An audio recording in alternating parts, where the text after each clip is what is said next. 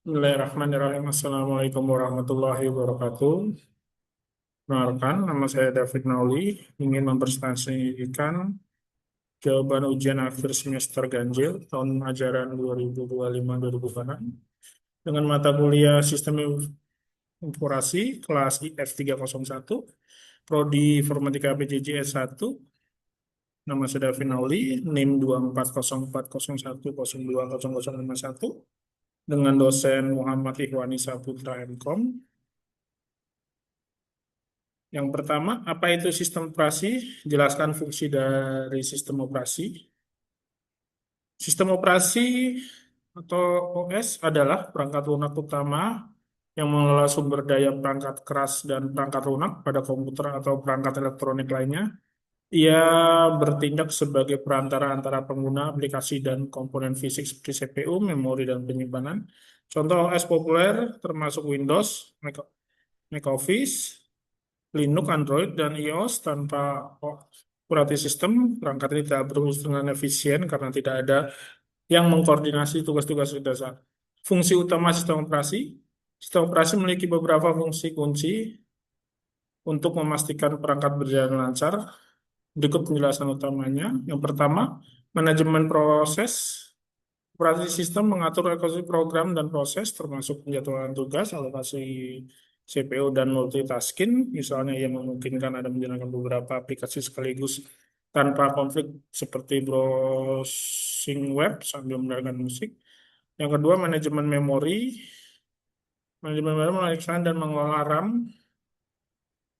Yang ketiga, manajemen file dan penyimpanan. Adalah operasi sistem menangani penyimpanan data seperti membuat, menghapus, dan mengulik file di hard disk atau SSD. Yang keempat, manajemen perangkat keras dan I/O, operating system berkomunikasi dengan perangkat keras seperti keyboard, mouse, printer, dan jaringan. Yang kelima, antar muka pengguna, operating system menyediakan cara bagi pengguna untuk berinteraksi, baik merupakan GUI seperti ikon jendela atau CLI seperti terminal. Yang keenam, keamanan dan kontrol akses.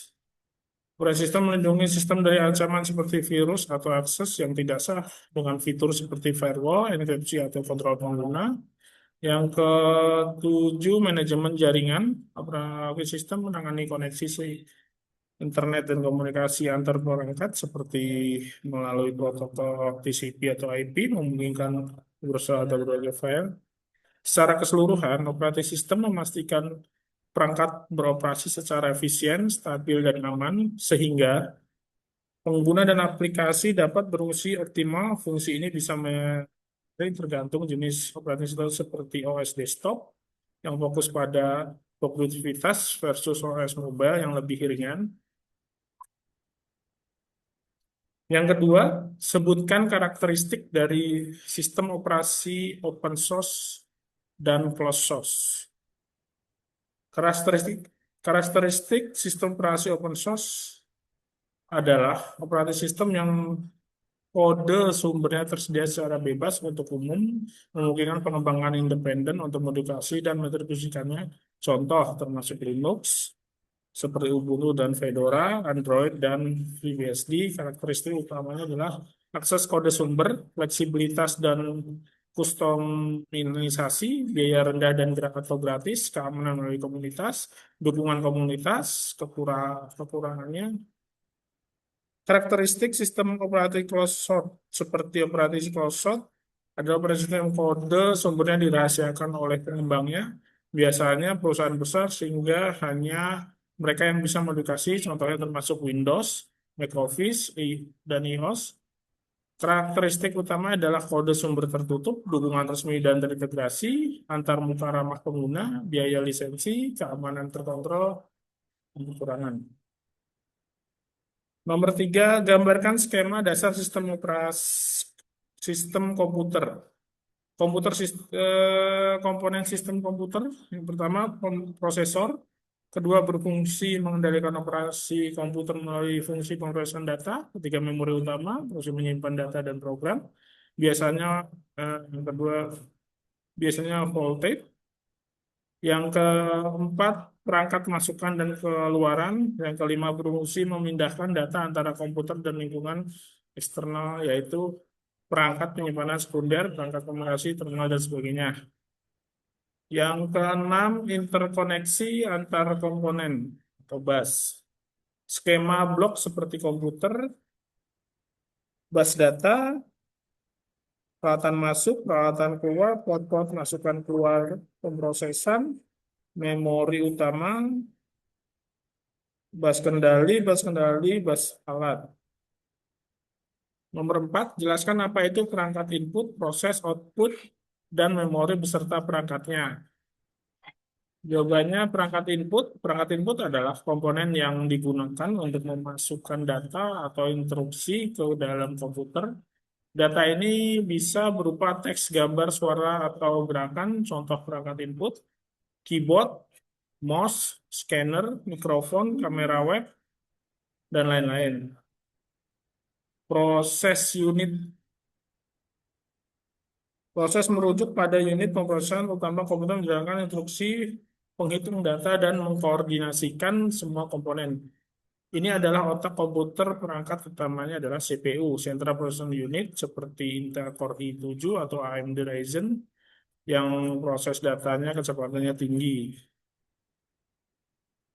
Yang kedua, perangkat output adalah komponen yang menampilkan atau menghasilkan hasil pemrosesan data dari komputer ke pengguna atau dunia luar.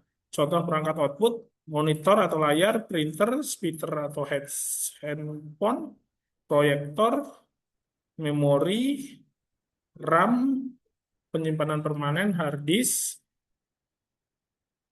atau SSD, atau flash disk USB. Nomor 5, jelaskan langkah menginstal Windows atau Ubuntu, pilih salah satu. Saya akan memilih menginstal Windows 10, persiapan sebelum instalasi. Sebelum melalui, pastikan Anda memiliki lisensi Windows 10 yang sah, beli dari Microsoft atau yang sudah ada. Persyaratan minimal prosesor 1 Hz, RAM 2 GB, penyimpanan 20 GB, dan kartu grafis yang kompatibel. Backup data, cadangan file penting ke drive eksternal karena instalasi akan menghapus data drive utama. Media instalasi, unduh file ISO Windows 10 dari situs resmi Microsoft, menggunakan alat seperti Media Vector Tools. Langkah-langkah instalasi, ikuti langkah-langkah ini dengan hati-hati. Proses ini bisa memakan waktu 30 sampai 60 menit tergantung perangkatnya. Pertama, membuat media instalasi, jalankan dengan Critical Tools yang diunduh. Pilih buat media instalasi untuk PC lainnya dan ikuti wizard untuk membuat USB, bootable, atau DVD. Boot dari media instalasi, masukkan USB atau CD ke PC, restart PC, dan masukkan ke BIOS. Biasanya tekan F2, F10, Del, atau Escape saat ngebut. Ubah urutan boot agar USB menjadi prioritas pertama, simpan perubahan dan restart, PC akan boot dari media instalasi. Mulai instalasi, pilih bahasa, waktu, dan keyboard, lalu klik selanjutnya, klik instalasi sekarang, masukkan kunci produk jika diminta atau lewatkan jika versi lama, pilih edisi Windows 10, misal Home atau Pro, klik selanjutnya. Yang nggak pilih jenis instalasi, pilih custom, instalasi Windows saja, atau lanjutkan. Untuk instalasi instalasi bersih akan menghapus data. Jika upgrade, pilih opsi lain, tapi pastikan kompatibilitas. Yang kelima, pilih partisi drive tempat Windows akan diinstal. Biasanya C, klik format jika perlu menghapus partisi lama atau selanjutnya. Yang keenam, tunggu instalasi. PC akan install file dan merestart beberapa kali. Jangan matikan PC. Ketujuh, konfigurasi awal.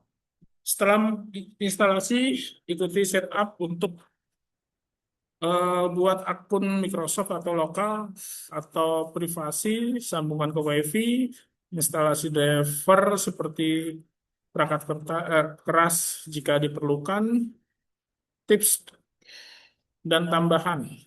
Jika ada masalah, periksa situs dukungan Microsoft atau troubleshooting untuk instalasi virtual atau VM. Langkahnya mirip, menggunakan ISO langsung, pastikan antivirus dimatikan selama instalasi dan menghindari gangguan.